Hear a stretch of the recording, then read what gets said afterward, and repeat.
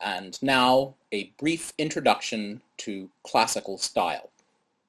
And mind you, that's not lowercase c classical, meaning all classical music generally, but capital C classical, referring specifically to music written in Europe between about 1750 and 1825.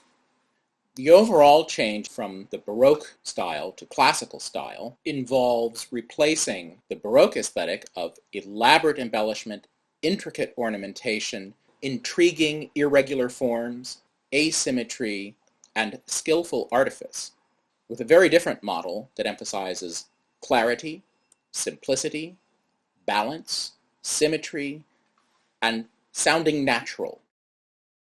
The contrast between Baroque, heavily ornamented asymmetry, and classical, simple, balanced symmetry is perhaps most readily apparent in the structure of opening themes or melodies. Here's one by Johann Sebastian Bach, a Baroque composer, that happens to be 8 measures long.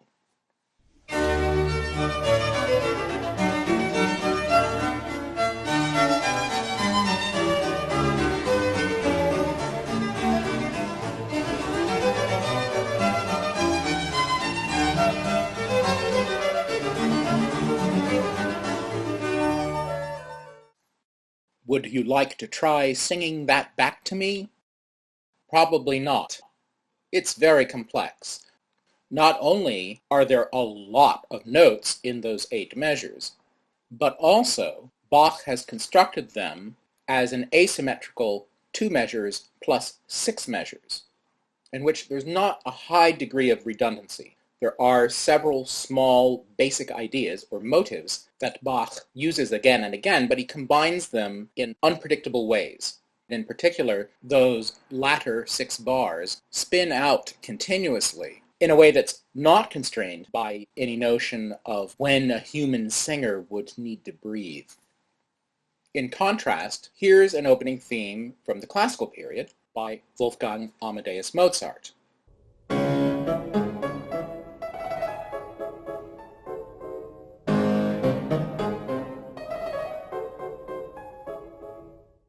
It's also 8 measures long, but there's much more redundancy that makes it easier for the listener to grasp, even on first hearing.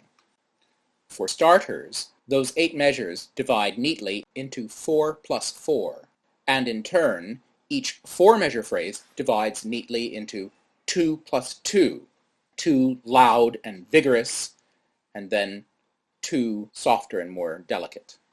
On the other hand, the 2 4-bar phrases are not completely redundant because they enact different harmonic moves.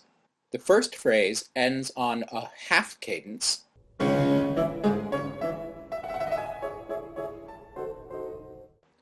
and then the second phrase ends on a full cadence.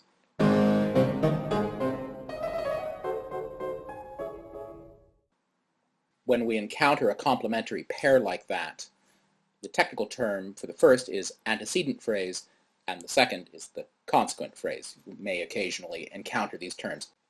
Here's another 8-bar theme by Mozart. This is from his Symphony No. 41, first movement.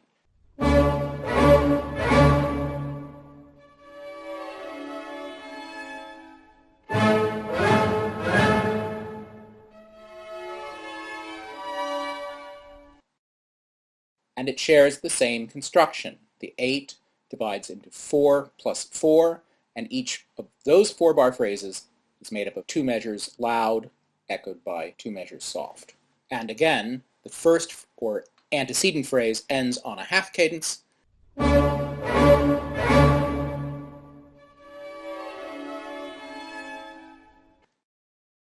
and the second consequent phrase ends on a full cadence.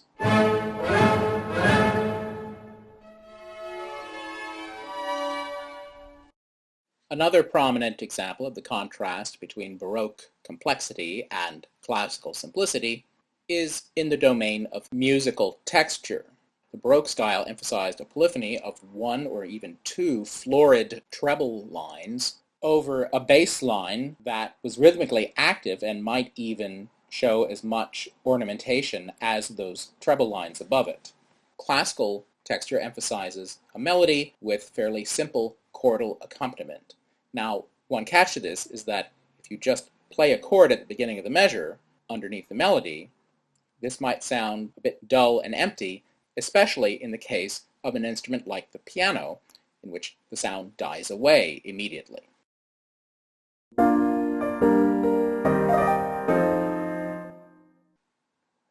To compensate for this, instead of playing the notes of the harmony simultaneously, musicians would play them successively. This is called an arpeggio, meaning what harps do.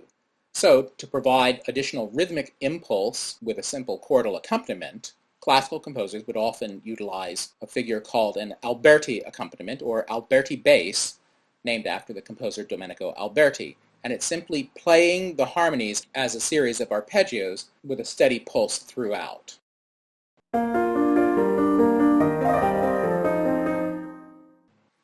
Lastly, in the domain of form, we will encounter more distant modulations. Terms that will come up in the textbook are diatonic and chromatic. Diatonic simply means creating harmonies by combining tones from within the home key, or within one key at a time, if we're outside the home key. Chromatic harmony means creating harmonies by introducing tones from outside the home key. The choice of harmony has tremendous ramifications for how far you can travel, how quickly, around the circle of fifths. If you're using only diatonic modulation, that means you're moving only to near keys that share many of the same notes. So, for example, in the Baroque era, modulation is typically diatonic, so if a composer such as Bach or Handel starts a piece in the key of B flat major, then would typically move to the key of F major, and then perhaps D minor, or G minor, or C minor, or E flat major, through these various other keys before working its way back to B flat major. But as you can see from the diagram, not straying far from the home key.